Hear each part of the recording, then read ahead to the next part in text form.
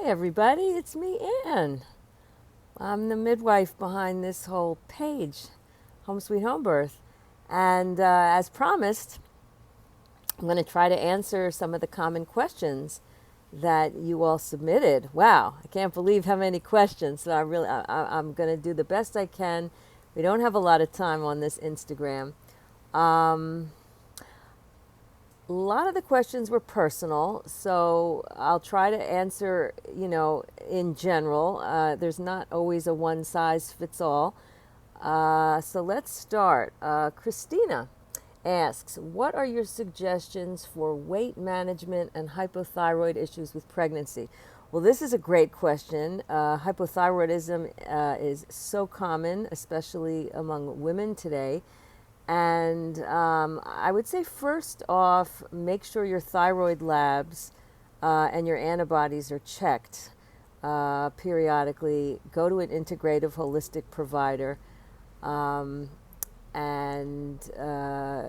We're finding now that a lot of the thyroid issues that women have are related to inflammation.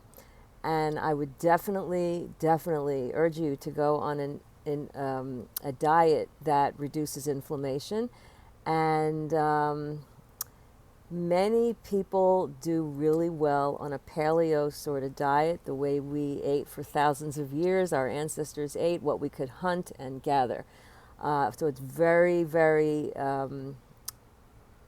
high in plant-based foods, unprocessed, ideally organic fruits and vegetables, nuts and seeds, with pastured organic animal protein, eggs, meat and poultry and fish from non-polluted waters. But what's really important is that you stay off gluten, cane sugar, soy, and dairy. You're going to be amazed how much better you feel. For more details about this kind of diet, go get my book, Natural Birth Secrets. It's on Amazon. Also, stay away from the junk and the processed foods. And when you eat in this way, you don't have to count calories and portions. You're giving your body healthy fat and protein and the nourishment that it needs. I would also ask, you can either schedule a consult with me or your provider about good supplements to support you. And also be active. There's way too much sedentary living these days. So really, do what you can to make sure you get moderate exercise, 30 minutes, an hour, most days. Brisk walking, hiking, take a good aerobic or dance or Zumba class, yoga, biking, swimming laps. And if you need to schedule a consultation with me so I can work with you on that, go on my website, homesweethomebirth.com, and under services, hit the Chat with Ann button. Someone asks, what are your views on Group B strep, GBS? Are there natural cures? Are antibiotics really necessary for home water births? Well, this is a question I get asked on social media several times a week. It's a very common question, and I have done a lot of research, and I have protocols that I share extensively. I blog about it, and it's all in my book, Natural Birth Secrets. So you can go on Amazon and get it, or my website, homesweethomebirth.com / my new books. And it's got everything there for you. If you have any questions, let me know. Valerie asks, I'm a first-time mom. Is it true I should expect to go past my due date? Well, flash alert, a due date we have to make sure is done correctly. And I've also written a lot about this. So I like to use the date of conception if moms know it, or when they ovulate, if they're tracking their cycle. cycles. Women with long cycles, for example, will tend to go later because they ovulate later.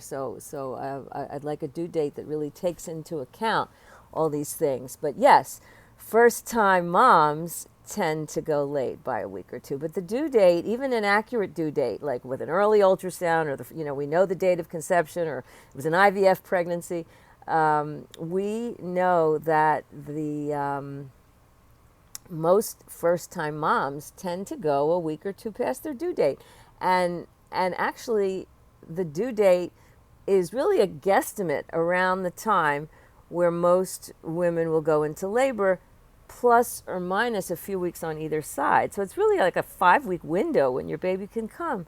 So take a nice deep breath and kind of prepare for, we don't know. But yeah, I always encourage women, especially first timers, prepare to be a week or two late so you don't get a phone call every day.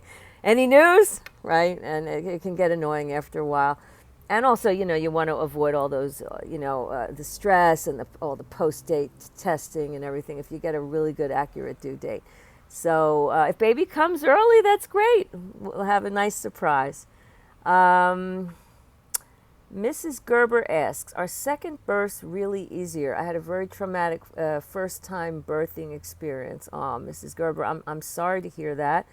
Unfortunately, I hear that from, it seems like thousands of women on a regular basis. It's unbelievable. So you're not alone. My first birth was very traumatic. I've written about it extensively, and I am very passionate about helping women heal that trauma and really prepare for a much better experience next time around. So, and I don't really know your details. I don't know what happened and what transpired. So I can only answer in general. But I would say you must prepare. Yeah, second births tend to be easier. If you've delivered vaginally before, it tends to be quicker. But I would say you must prepare differently, and that might be a different provider and a different birth setting, but it also has to do so much with your preparation. And this is like what I cover in my online Love Your Birth course. You could find that on my website, homesweethomebirth.com. There's a link on the home page onto the online birthing course. I would also get my book, Natural Birth Secrets.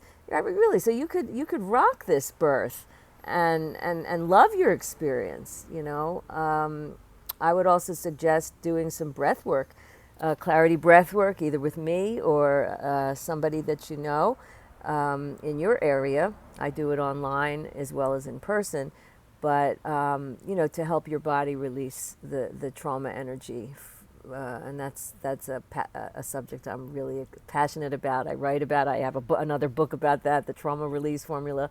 But yes, in general, second births do go quickly, and they tend to be the most common births that are in the car, because women think, I'm not going to go, to the hospital now, because last time I was only one, and they could be much further along, or they could jump quickly to pushing. And that's why second babies a lot of times are born in the car, or if you're planning a home birth, you want to make sure your midwife is there when you give birth. Call her on time. We got a lot of breastfeeding questions. I might have to do those next month because we're running out of time, but I will tackle the breastfeeding questions. Thank you all so much for reaching out with your questions. I'm also so excited. One of my social media assistants is pregnant and on our team, and she's due in March. And she's going to be sharing her experience with my most favorite products and services. And she's going to be sharing her experience with you on some of the stories. as she progresses through her pregnancy and into new mamahood and the postpartum. So thank you everyone for your questions. Keep them coming. Send them to our DM direct message, and feel free to submit yours for next month, and or any other suggestions that you'd like to see us cover. Bye.